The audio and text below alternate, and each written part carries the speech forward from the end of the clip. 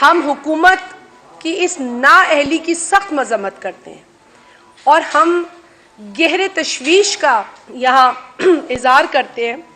हमें तशवीश है इसलिए भी कि रमज़ान आने वाला है। आप सब अपने घरों में रमज़ान का सौदा भी लाते हैं, रमज़ान का टेबल भी लगता है। यहाँ जिस किस्म के फाके लोग करने पर मजबूर हैं, उनको इस माहौल में रमज़ान भी काटना है। आज ही की कीमतें अगर ले लें तो आप गोश्त उठा लें, दाल उठा लें, चावल, आटा, दूध, चीनी, पत्ती, लग पता जाएगा कि क्या हालात हैं इस मुल्क के। और जो इनके मुशीर और वज़ीर हैं इमरान न्याजी के, वो कहते हैं कि मौशी हालात इस मुल्क के मुस्बित हैं, इंडिकेटर्स मुस्बित हैं। क्या इंडिकेटर मुस्बित है? कि चीनी चाय की पत्ती 1 किलोग्राम 800 रुपए की मिल रही है, या ये मुस्बित है कि आज बकरे का गोश्त 1800 रुपए किलो मिल रहा है, या चिकन जो है वो 600 रुपए किलो दस्तयाब है। फिर दालों की कीमतें ले लें। क्या मुस्बित इंडिकेटर इस हुकूमत के लिए क्या है? क्योंकि अवामी नुमाइंदे के लिए, अवाम में जाने वाले शख्स के लिए इंडिकेटर ये है कि उसके घर का सौदा कितने का आ रहा है। हकीकत ये है कि जिस रफ्तार से महंगाई बढ़ाई जा रही है, उसके साथ अगर आप सैलरीज देखें, पेंशन्स देखें, तो उसमें टके का इजाफा नहीं है, उसमें 1 रुपए का इजाफा नहीं है। सैलरीज आपकी उतनी ही है, पेंशन्स आपकी उतनी ही है, बल्कि अफसोस के साथ कहना पड़ता है कि एक वफाकी वजीर ने जिस तरीके से रेलवे के रिटायर मुलाजमीन के साथ जो गुफ्तगू की, वो काबिल अफसोस और काबिल मज़म्मत है। रेलवे के रिटायर्ड मजदूरों को एक वफाकी वजीर ये कहता है कि जो नुकसान है वो तुम्हारी वजह से हुआ है, जो इस मुल्क को नुकसान हुआ है वो तुम्हारी वजह से हुआ है। इस मुल्क का मेहनत कश मजदूर इस मुल्क का असासा है। और मैं उस वजीर को ये बताना चाहती हूं कि जिस गद्दी पर, जिस तख्त पर बैठ के आपने उन मजदूरों से गुफ्तगू की, यही मजदूर आपको इस तख्त से उतार फेंकेंगे इंशाअल्लाह ताला। जिस मजदूर से कल वो मुखातिब हुए और जिसकी वीडियो हमने देखी, अल्फाज नहीं है बयान करने के लिए उनका रवैया क्या था। ये वही वजीर मौसूफ हैं जिन्होंने हुकूमत की ज़मीन पर कब्जा किया, एक इंक्वायरी रिपोर्ट में ये साबित हुआ। और ये वही वजीर मौसूफ हैं जिनके फार्म हाउस में एक गरीब की गाय चली गई तो इन्होंने उसको गिरफ्तार भी करवाया, और उसके बाद गिरफ्तारी पर जब शोर मचा तो वजीर आजम पाकिस्तान उस अफसर का दिफा करते रहे जिसने ये एक्शन लिया। मतलब फिरौनियत की हदें पार की गई इस वजीर की वजह से, और आज वो वजीर फिरौन की टोन में बात कर रहा है रेलवे के रिटायर्ड पेंशनर्स के साथ। इसकी भी हम मजम्मत करते हैं। जहां महंगाई की बात करते हैं वहां आप सैलरीज नहीं बढ़ा रहे, वहां आप पेंशनर्स को पेंशन नहीं दे रहे, बढ़ाना तो दूर की बात है। फिर आ जाएं कि जी ये सारी चीजें ये कर क्यों रहे हैं। IMF के आगे घुटने टेक चुकी है ये हुकूमत। IMF के साथ होने वाला जो इनका रीसेंट कम्युनिकेशन है वो सामने आया है, जिसमें इन्होंने उन आकाओं के सामने घुटने टेक दिए हैं। वो इमरान न्याजी जो ये कहा करते थे कि मैं खुदकुशी कर लूंगा, मैं खुदकुशी कर लूंगा लेकिन IMF के पास नहीं जाऊंगा। आज तो मेरा ख्याल है बहुत सारी खुदकुशियां बनती हैं, और इस बात पर भी बनती है कि आपने पाकिस्तान की आवाम को जिस तरीके से दीवार से लगा दिया है, और उस मुआहदे के अंदर जो जो बातें की गई हैं वो तो शर्मनाक बातें। उसमें ये कहा गया है कि जी ग्रोथ रेट हमारा इस वक्त तो नेगेटिव है, हम 1.5% पर जाएंगे, और आपकी ख्वाहिशात और आपकी डिमांड्स और आपकी कंडीशंस के मुताबिक हम बिजली के टैरिफ में 5 रुपए का मजीद इजाफा करेंगे।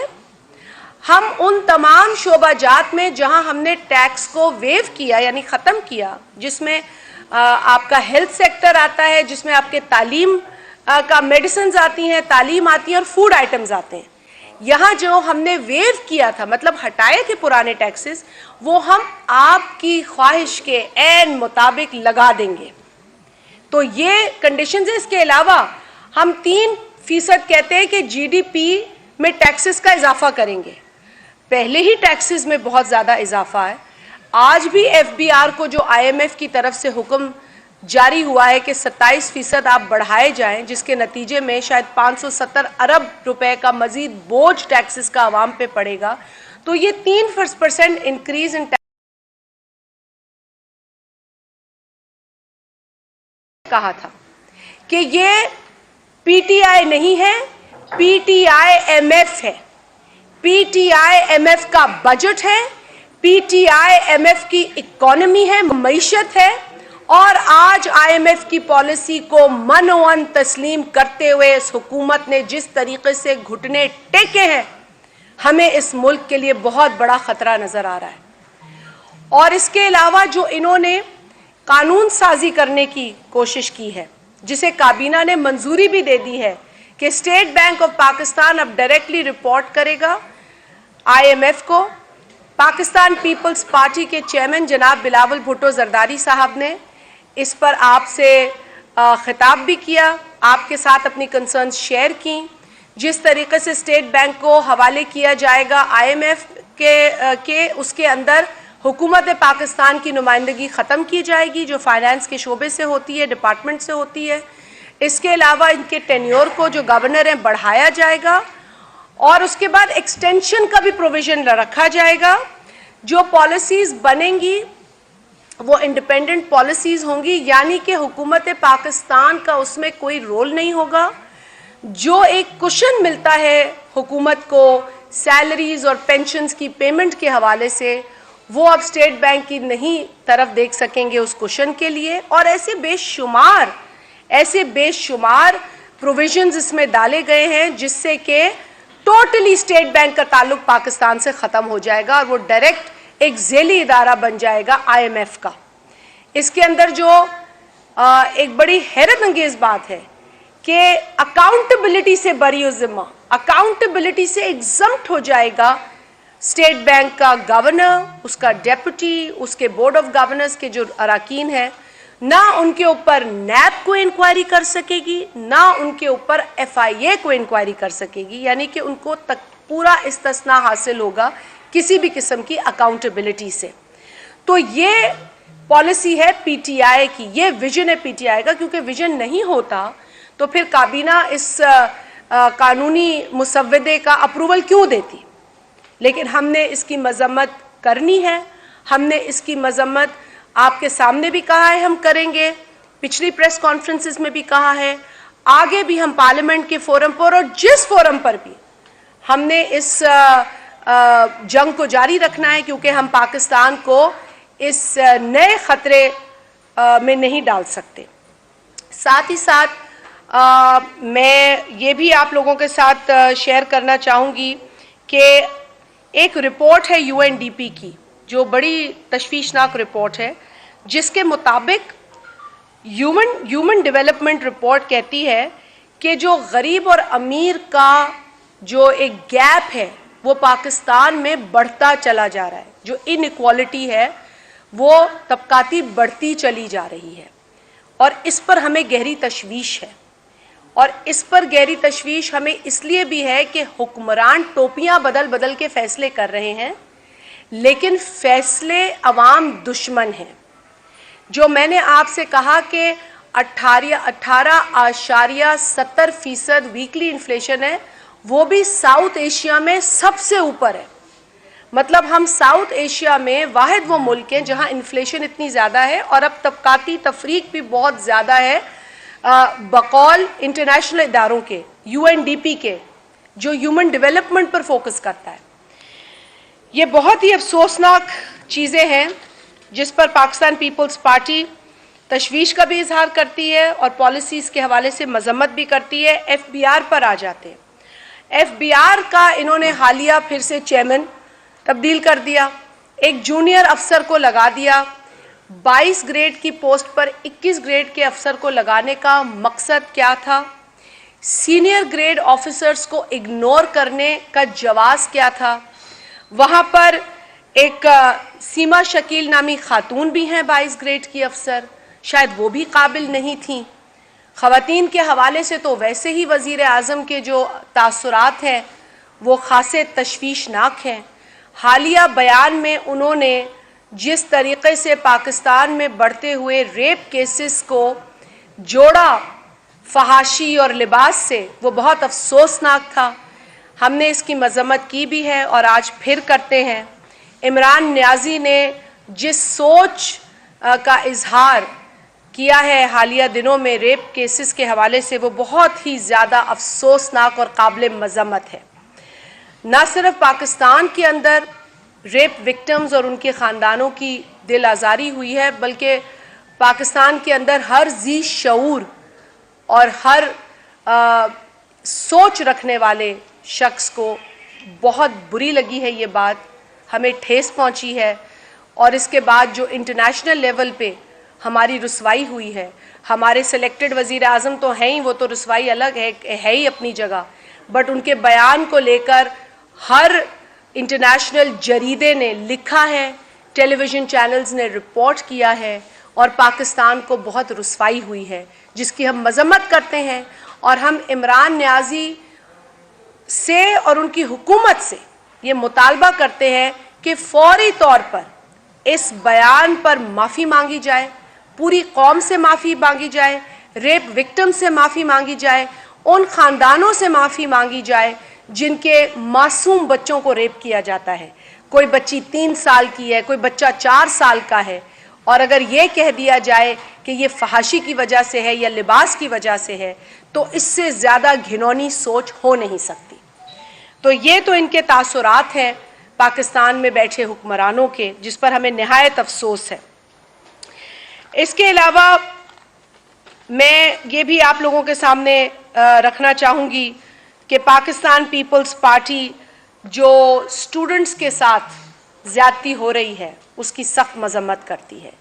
ख़ास तौर पे बलूचिस्तान और जो फॉर्मर फाटा के इलाके हैं, वहाँ पर जिस तरीक़े से जो स्कॉलरशिप्स दी जाती थीं और जो बढ़ाने की कमिटमेंट थी, उससे भी एक पूरा यू टर्न लिया है इस हुकूमत ने। वो तमाम स्टूडेंट्स सरापाए एहतजाज हैं। पाकिस्तान पीपल्स पार्टी का वफ़द कल केपी में उन स्टूडेंट्स के साथ इजहार यकजहती के लिए गया। वहाँ पर एक स्टूडेंट बेहोश भी हुआ। इसके अलावा बलूचिस्तान में गुज़श्ता कई रोज़ से स्टूडेंट्स सरापाए एहतजाज हैं अपने स्कॉलरशिप के मसले को लेकर। हुकूमत से ये मुतालबा करते हैं कि फ़ौरी तौर पर स्टूडेंट्स के इस मसले को देखा जाए। पाकिस्तान पीपल्स पार्टी स्टूडेंट्स को इस मुल्क का, इस कौम का ऐसा असासा मानती है जिससे कि पाकिस्तान की तरक्की गारंटी की जा सके। अगर हम आज अपने बच्चों को अंधेरों में रखेंगे, अगर हम आज उनको डिसएनफ्रेंचाइज करके काट देंगे मेन स्ट्रीम से, तालीम के एतबार से बिलखसूस, तो फिर उनका मुस्तकबिल सिर्फ़ और सिर्फ अंधेरे में नज़र आएगा। और इसके लिए पाकिस्तान पीपल्स पार्टी के चेयरमैन जनाब बिलावल भुट्टो जरदारी साहब ने भी बयान के ज़रिए तशवीश का भी इजहार किया है, मज़म्मत भी की है और डिमांड भी की है इस हुकूमत से। पाकिस्तान पीपल्स पार्टी ने अपने दौरे हुकूमत में बिलखसूस जब एक डिक्टेटर के इख्तिताम के बाद हमें हुकूमत मिली, तो आप सब जानते हैं कि हमें किस किस्म का पाकिस्तान मिला। वो पाकिस्तान मिला जिससे बम के धमाके सुनाई देते थे, जो सिर्फ बारूद और गोली का एक माहौल देख रहा था। लेकिन हमने अमन बहाल किया, हमने वो फ़ज़ा कायम की जिसके ज़रिए पाकिस्तान में रहने वाले लोगों को इत्मीनान हुआ। 25 लाख लोगों ने अपने घरों को छोड़ा ताकि ऑपरेशंस हो सकें, ताकि दहशत गर्दों का ख़ात्मा हो सके, ताकि लोग और हमारे जो बच्चे हैं वो महफूज किए जा सके। ना कोई स्कूल बख्शा जाता था, ना कोई मस्जिद छोड़ी जाती थी, ना कोई बाज़ार छोड़ा जाता था। इन हालात में पाकिस्तान को देखा गया जब पाकिस्तान पीपल्स पार्टी को हुकूमत दी गई। और उसके अलावा फिर ग्लोबल रिसेशन, दुनिया में ऐसा रिसेशन था जहां तेल की कीमतें ऊंची थीं और आवाम के मसाइल भी बहुत पेचीदा थे, लेकिन पूरी कोशिश की गई कि चीज़ों को संभाल के बैलेंस तरीके से चला जाए। और यही वजह है कि पाकिस्तान पीपल्स पार्टी के दौरे हुकूमत में सैलरीज़ में तकरीबन 140% से ज़ायद का इजाफा हुआ, पेंशन्स में इजाफा किया गया, साथ ही साथ इंपोर्ट और एक्सपोर्ट में इजाफा हुआ। ये बड़ी गौरतलब बात है। हमारे पास कई ऐसे एरियाज थे जहां कोई इकोनॉमिक एक्टिविटी नहीं थी क्योंकि वहां दहशतगर्दी हो रही थी, वहां सिर्फ लोगों को सहूलतें पहुंचानी थी, रिलीफ पहुंचानी थी, वहां से आमदनी कोई नहीं थी। तो ऐसे चैलेंज में पाकिस्तान पीपल्स पार्टी ने हुकूमत की है। और आज क्या चैलेंज है इस हुकूमत के पास? आज तो इनको कोविड में भी बड़ी सहूलतें मिली थी। ये बातें करते हैं कि जी कोविड में हमें परेशानियां थी, कोविड में आपको तेल की कीमतें भी कम मिली थी, कोविड में आपको लोग इस बात के लिए भी माफ कर देते जो आपने 1 करोड़ नौकरियां देने का वादा किया और पूरा नहीं किया और 50 लाख घर देने का वादा किया, पूरा नहीं किया। लेकिन आपको लोग माफ इसलिए नहीं करेंगे क्योंकि आपने लोगों को वैक्सीन नहीं दी। आप लोगों ने वैक्सीन ना प्रोक्योर की, ना खरीदी, खैरात पे आप चलते रहे। और कितनी को खैरात दे देंगे लोग हमें? 22 करोड़ आवाम है, 22 करोड़ लोगों की कवरेज है। ये चंद 1 लाख लोगों के लिए जो खैरात है उससे पूरी नहीं होगी। हुकूमत कहाँ है? वो क्या रोल अदा कर रही है? मुफ्त वैक्सीन ऐसे ऐसे ममालिक में दिए जा रहे हैं जो अदरवाइज हमसे काफ़ी चीज़ों में पीछे हैं, लेकिन वहाँ भी मुफ्त वैक्सीन दिए जा रहे हैं। आज अगर आप मुफ्त वैक्सीन नहीं दे सकते और प्राइवेट कंपनीज को वैक्सीन बेचने पड़ रहे हैं, तो कम से कम ये तो आप कर सकते हैं कि जो बराए नाम आपने हेल्थ कार्ड दिए हुए हैं उस पर ही मुफ्त वैक्सीन दे दें लोगों को, मुफ्त टेस्ट दे दें लोगों को, वो कवरेज ही आप कर दें कार्ड्स के ऊपर। अगर तो आप वाकईतन चाहते हैं कि पाकिस्तान की आवाम को कोविड में कोई रिलीफ मिले। हमें आज भी पता है कि ये वो रिलीफ नहीं देंगे, लेकिन हमारा काम है इस हुकूमत को झंझोड़ना, हम झंझोड़ते रहेंगे। मैं आपका ज़्यादा वक्त नहीं लूँगी, मैं सिर्फ चाहूँगी कि या वकार भाई आप ऐड करें।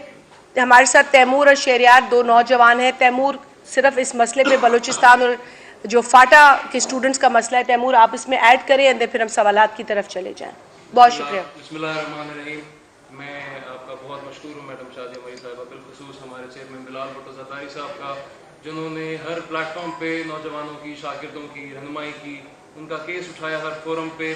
बहुत ही तशवीश और अफसोस के साथ कहना पड़ता है कि जिस तरह एक दावा किया गया था कि शागिर्दों और नौजवानों के बल पे यह हुकूमत बनी है, 72 साल की उम्र में उनको एक लीडर मिलने का खान साहब ने, न्याजी साहब ने एक दावा किया था। अब उन्हीं नौजवानों को, उन्हीं शागिर्दों को रुलाया जा रहा है सड़कों पे, बलूचिस्तान की सड़कों पे, इस्लामाबाद की सड़कों पे, साबका फाटा की सड़कों पे। फाटा जो कि जम हुआ KPK में, बेशक उसमें आवाम को जहाँ हुकूक मिलने चाहिए थे वो नहीं मिले, लेकिन सबसे ज़्यादा जो इसमें नुकसान हुआ वो नौजवान नस्ल का हुआ, वो उन शागिर्दों का नुकसान हुआ जो 13 दिन से आज भी धरने पे बैठे हैं, जिनसे खान साहब क्या उनका कोई हवारी भी मिलने नहीं आया, उनकी सुनवाई करने नहीं आया। और 364 स्कॉलरशिप्स थी जो कि हक था इन पसमानदा सूबों का, जो कि वैसे ही महरूमियों का शिकार हैं, जिनकी तरफ खान साहब ओन नहीं करते। जैसे सिंध को वो कहते हैं हमारा सूबा नहीं है, इसी तरह बलूचिस्तान और ये जो हमारे फॉलो फाटा के जो दोस्त हैं, जो हमारे शागिर्द और नौजवान हैं, उनको ओन नहीं किया गया। ये एक गम गुस्से की लहर है। हमेशा पाकिस्तान पीपल्स पार्टी में नौजवानों का किरदार रहा है। हमारी क़यादत जो है वो नौजवान है, जो नौजवानों पे एतबार करती है, उनकी हौसला अफजाई करती है। बेशक हमारी उम्मीद, हमारी आंखें बिलाल भुट्टो ज़रदारी साहब की तरफ हैं, पीपल्स पार्टी की तरफ हैं।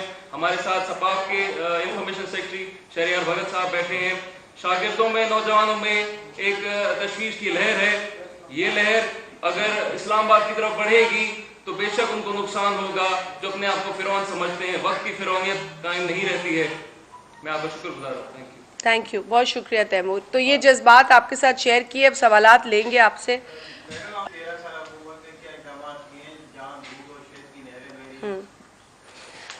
भाई ये है कि हमने कभी दूध और शहद की नहरों का वादा नहीं किया।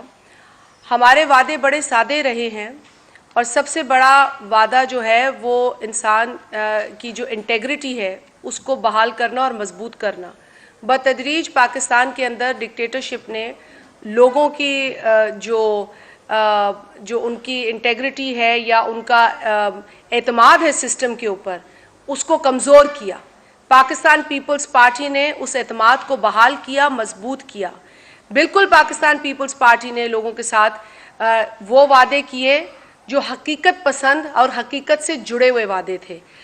सिंध के अंदर गुज़िश्ता कई बरसों से पीपल्स पार्टी जिस सिमत में काम कर रही है, वो उस सिमत पे आपको गौर करने की ज़रूरत है। हम आज भी कहते हैं कि महंगाई ने पाकिस्तान के चप्पे चप्पे में लोगों की कमर तोड़ दी है, और इस महंगाई की जो पॉलिसीज़ हैं वो सिर्फ वफाकी हुकूमत बनाती है। मैंने आपको दो हुकूमतों का, बिलखसूस पीपल्स पार्टी और पीटीआई का, ये फ़र्क बताया कि हमने उस वक्त चैलेंजेस का सामना किया जब दुनिया में ग्लोबल रिसेशन था, पाकिस्तान दहशतगर्दी की लपेट में था। नाराज़ भाई कहने वाले उस वक्त तनकीद किया करते थे पीपल्स पार्टी के ऊपर, जो दहशतगर्दों को भाई भी कहते थे और तनकीद भी करते थे, लेकिन कभी उन लोगों ने मुस्बत तरीके से कंट्रीब्यूट नहीं किया दहशतगर्दी को ख़त्म करने के लिए। दहशतगर्दी आज भी है, लेकिन उस तरह सर नहीं उठा रही जो उन अदवार उस दौर में उठाया करती थी जब पीपल्स पार्टी को हुकूमत मिली। बावजूद उसके सैलरीज में इजाफा, पेंशन्स में इजाफा, इंपोर्ट बढ़ाई, एक्सपोर्ट बढ़ाई। मैं मानती हूँ कि पाकिस्तान पीपल्स पार्टी को वो साजगार माहौल नहीं मिला जिससे कि इन्वेस्टमेंट्स में ज़्यादा इजाफा किया जा सके, लेकिन जिस चीज़ की बुनियाद रखी वो थी सूबों को मजबूत करना, जिस चीज़ की बुनियाद रखी वो था पार्लियामेंट को मजबूत करना, इस मुल्क में जमहूरी निज़ाम को मजबूत करना, ताकि जिस निज़ाम से अवाम की उम्मीदें जुड़ी हों वो अवाम कायम व दायम रहे और उनको डिलीवर करता रहे। जी भाई, आज जो आपने प्रेस हुकूमत के खिलाफ की है, या आप अपने कमिश्नर कराची और दीगर कमिश्नरों के खिलाफ करती या ब्यूरो एंड सप्लाई डिपार्टमेंट के खिलाफ करती, क्योंकि गैस, बिजली, पानी के अलावा बाकी सब जो चीज़ों की कीमतें हैं वो तो 18वीं तरमीम के बाद सूबाई हुकूमत की जिम्मेदारी है, कमिश्नर्स की जिम्मेदारी है। बताएं कितने छापे आज तक कमिश्नर ने मारे हैं? दूध की कीमत तो वो आज तक फिक्स नहीं कर पाए हैं, मुर्गी की कीमत वो फिक्स नहीं कर पाए हैं। इवन कोई जो एक प्राइस लिस्ट निकलती थी अब वो भी शहर में नहीं निकल रही है। उनकी तरफ से इतनी नेग्लिजेंस और वज़ीर आला साहब को कोई परवाह नहीं है, उनको तो लगता है ये कोई उनका डोमेन नहीं है। सारी की सारी आप डाल देते हैं कि महंगाई, वफाकी हुकूमत, आप सूबाई हुकूमत। Khawar, thank you. सवाल का बकर भाई आप बात कीजिएगा इस पर, लेकिन मैं थोड़ा सा इनको बुनियादी ढांचा देखिए। बुनियादी तौर पर जो भी एसेंशियल आइटम्स की कीमतें हैं ना भाई, वो कीमतें वफाकी हुकूमत की पॉलिसीज़ का ही नतीजा है। तो इस बात को 18वीं तरमीम नहीं हटा सकती। 18वीं तरमीम में जो मामलात हैं वो हैं सूबे के पास, और सूबा इससे पीछे नहीं हटता, बावजूद इसके कि सूबे को फंड्स नहीं दिए जाते, जो उनका जायज़ शेयर एनएफसी का है उसमें कटौती कर दी जाती है, और जो फाइनल फिगर होता है वो भी कभी पूरा नहीं मिलता, जिसकी वजह से उनके क्वार्टरली बजट्स इफेक्ट होते हैं। वो बहस अलग है। लेकिन इस वक्त आपने एसेंशियल आइटम्स की बात, ये जितने एसेंशियल आइटम्स हैं ये उन पॉलिसी से जुड़े हैं जो वफाक में बनती हैं। ये वो पॉलिसी है जिस तरीके से पिछले बरस 25 रुपए तेल की कीमत में एकदम इजाफा कर दिया गया। हम रोड पे चल रहे हैं और खबर मिली कि जी 25 रुपए पेट्रोल बढ़ गया। जो पेट्रोल दस्तयाब नहीं था उससे कबल, वो नायाब हो गया एक रात के बाद। और इसके बाद शुगर पे आ जाए, शुगर आज 100 रुपए किलो है, बिल्कुल पंजाब में 120 रुपए किलो भी मिल रही है। मैं आपकी इस बात से सहमत हूं कि 1-2 रुपए का भी फर्क नहीं होना चाहिए, लेकिन जब पॉलिसी के नतीजे में 100 रुपए होगा तो 100 रुपए तो लोग भुगत रहे ना चीनी की कीमत। अब 100 से 102 रुपए कहीं नहीं बिकनी चाहिए अगर 100 रुपए, लेकिन मैं तो एहतजाज 100 रुपए भी कर रही हूँ कि 100 रुपए चीनी की कीमत नहीं होनी चाहिए उस मुल्क में जो खुद शुगर केन ग्रो करता है। और ये क्यों हुआ? सिर्फ और सिर्फ नाअहल वफाकी हुकूमत की पॉलिसीज़ की वजह से। अब वो ये मलबा डाल देते हैं ब्रोकर्स के ऊपर, लेकिन उन समरीज पर साइन तो इन्होंने खुद किया ना, सब्सिडीज तो इन्होंने खुद दी, एक्सपोर्ट तो इन्होंने उस वक्त खुद की जबकि आपके पास वो मकदार नहीं थी चीनी की कि आप एक्सपोर्ट कर सकें। आपने क्रशिंग सीजन से पहले ही अपना काम उतार दिया और उसके बाद आपने कहा कि चीनी की किल्लत हो गई। मसनूई किल्लत वफाकी हुकूमत ने क्रिएट की, प्राइसेस को ऊपर ले जाने में वफाकी हुकूमत की नाअहली थी। अब एक दूसरे को टोपियां पहना रहे हैं। ईसीसी में समरी कॉमर्स मिनिस्टर पास करता है, कैबिनेट में जाके वो कॉमर्स मिनिस्टर वजीर आजम हो जाता है, और फिर उनके मुशीर ये कहते फिरते हैं कि जी वो 2 टोपियां पहनते हैं। इस वक्त अगर किसी को टोपी पहनाई जा रही है तो वो आवाम को पहनाई जा रही है, और ये उनकी वफाकी पॉलिसीज का नतीजा है कि मुल्क में महंगाई बतदरीज बढ़ती चली जा रही है। आपने ऐड करना है, ये बता दें कि NA 249 वहां पर वित्ता इस्माइल कह रहे कि मैं PDM का उम्मीदवार हूँ। पीपुल्स पार्टी अपनी PDM में शामिल है कि अलग हो चुकी है, यकीन आप कहेंगे कि कल फैसला होगा, ठीक है वो सब बातें हैं, लेकिन आप कहाँ स्टैंड कर रहे हैं? ये हल्का जो है वो PTI को आप इख्तिलाफात की नजर होके वकार भाई आप इस जवाब दें, फिर मैं कल की मीटिंग का मैं कर दूंगी, वकार भाई इस वक्त बताएंगे आपको। पाकिस्तान पीपुल्स पार्टी के उम्मीदवार कादिर खान मंदोखेल को वहाँ पे पीपुल्स पार्टी पार्लियामेंटेरियन का टिकट दिया गया है, और मुफ्ता इस्माइल साहब के लिए PDM की जमातों ने कोई फैसला नहीं किया। इंडिविजुअल उनके फैसले हो सकते हैं, बहैसियत PDM जमात कोई फैसला उनके हक में नहीं हुआ है। पाकिस्तान पीपुल्स पार्टी खुद लड़ी है, लेकिन मैं तो मुफ्ता इस्माइल साहब की जमात से ये सवाल करना चाहता हूँ, कल तक तो वो असम्बलियों से इस्तीफे की बात कर रहे थे, आज उसी असम्बली में जाने के लिए इलेक्शन क्यों लड़ रहे हैं? वो कल तो जोरों शोर से वो ये बातें कर रहे थे कि पाकिस्तान पीपुल्स पार्टी इस्तीफे नहीं दे रही, तो इसलिए लॉन्ग मार्च नहीं किया गया। जबकि पाकिस्तान पीपुल्स पार्टी की तैयारी लॉन्ग मार्च की सबसे ज्यादा थी, और पूरे सूबे सिंध ने जिस तरह तैयारी की थी और पंजाब में हमारी तैयारी थी, उनकी तो कोई तैयारी नहीं थी। तो पाकिस्तान पीपुल्स पार्टी वहाँ इलेक्शन लड़ रही है, और वहाँ पे जो प्रोग्रेसिव कुव्वतें हैं, अवाम है, वो पाकिस्तान पीपुल्स पार्टी के साथ। आप जाइए जरा उस हल्के के अंदर और जाके सर्वे कीजिए, इस वक्त पाकिस्तान पीपुल्स पार्टी के कैंडिडेट को जो रिस्पॉन्स मिल रहा है वो देखने काबिल है। मैं यहाँ बैठ के बातें करूँ, लेकिन आप प्रैक्टिकली जाके वहाँ देखें, पाकिस्तान पीपुल्स पार्टी ने 100 से ज़्यादा कॉर्नर मीटिंग सब तक मुनक़िद की है वहाँ पे, और जिस तरह से PTI के वफाकी वज़रा और रुकने पार्लियामेंट वहाँ जाके दौरे कर रहे हैं, जिस तरह से वहाँ पे वो वहाँ पे नवाजिशात कर रहे हैं, जो वहाँ पे हल्के के अंदर नोटिस भी क्या है उनको किया गया है, लेकिन वहाँ PTI के 2.5 साल पौने 3 साल तक फैसल वारदा साहब वहाँ पे MNA रहे, उन्हें तो कभी हल्के में शक्ल भी नहीं दिखाई अपनी। वहाँ की सूरत देखिए, करोड़ रुपए का बजट, कल भी मैंने एक प्रेस कॉन्फ्रेंस में बात की थी, करोड़ रुपए का बजट उनको मिला, कुछ नहीं किया गया।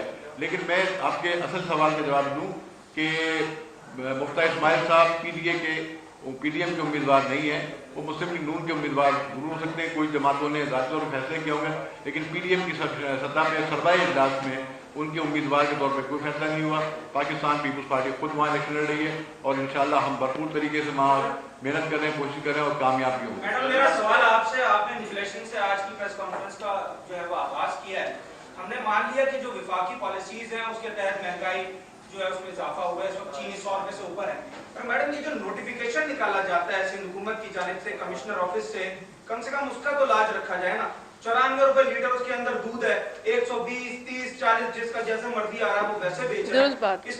इसके अलावा हमने देखा कि बार बार कोरोना SOPs के हवाले से, हॉटस्पॉट के हवाले से नोटिफिकेशन निकाले जा रहे हैं, fake addresses, no follow on SOPs, कोई किसी किस्म का कोई इंतजाम देखने में नहीं आता, सिर्फ नोटिफिकेशन निकाले जा रहे हैं। इसके ऊपर मैडम देखिए, मैं सवाल का जवाब दूं इनका, इसमें जवाब एक कर ले, फिर SOPs के हवाले 49 में भी जो है आज वहाँ पे इलेक्शन है होने वाली है, तो वहाँ पे भी जो है SOPs की बहुत धज्जियां उड़ाई जा रही है, वहीं पे भी कोई ऐसा में कोई नोटिस नहीं लिया। देखिए जी, वहाँ कोड ऑफ कंडक्ट के तहत पाकिस्तान पीपुल्स पार्टी तो अपनी इलेक्शन कैंपेन चला रही है, जो code of conduct election commission का, बाकी इलेक्शन कमीशन की जिम्मेदारी है, और जहाँ भी कोड ऑफ कंडक्ट और SOPs की बात है, मैं आपको अर्ज करूं कि SOPs पे भरपूर उस पर जो है वो एक्शन किया जा रहा है, उसको अमल दरामद कराया जा रहा है। चीफ मिनिस्टर साहब ने मुसलसल कोरोना SOPs के हवाले से मीटिंग्स की हैं, और जो आपने बात की महंगाई की, उन्होंने कई दफ़ा नोटिस लिया। ये जो आपने बात की 94 रुपये दूध की लीटर की कीमत है, उस पर भी एक्शन हुए, जुर्माने हुए, गिरफ्तारियां भी हुई हैं, जहां भी असिस्टेंट कमिश्नर्स ने जाके उनके खिलाफ जुर्माने किए मुख्तलिफ दुकानों पे। और मैं आपको गुजारिश करूं कि पिछले रमज़ान से पहले, पिछले जो रमज़ान था, उसमें चीफ मिनिस्टर साहब ने मुझे ये टास्क दिया था कराची के सारे बाज़ारों में, सारी मार्केट्स में मैं खुद गया हूँ चीफ मिनिस्टर इंस्पेक्शन टीम की तरफ से, और मैंने जाके जो भी वहाँ पे कीमतों में को जो मैंने कहा उसमें तवाज़ुन रखा जाए, जो सरकारी रेट से उसमें बेचा जाए।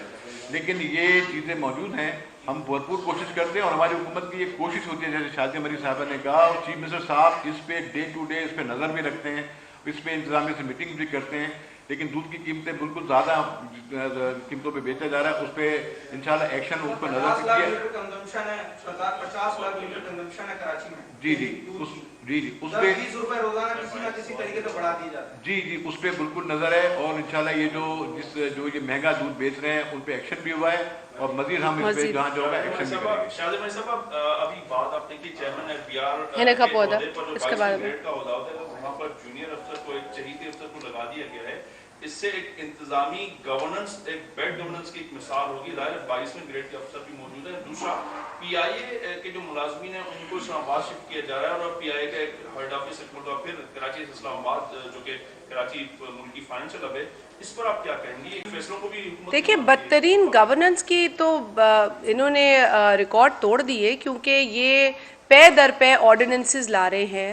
कभी ये ऑर्डिनेंस ले आते हैं सूबों में जो जज़ायर हैं उन पे कब्ज़े का, कभी ये ऑर्डिनेंस ले आते हैं HEC के अंदर तब्दीली करने का और रातों रात उनके चेयरमैन को फारिग करने का, कभी ये ऑर्डिनेंस ले आते हैं कि जी फलाना इलेक्शन इस तरीक़े से नहीं इस तरीक़े से होना चाहिए, जिस पे ये मुँह की भी खाते हैं।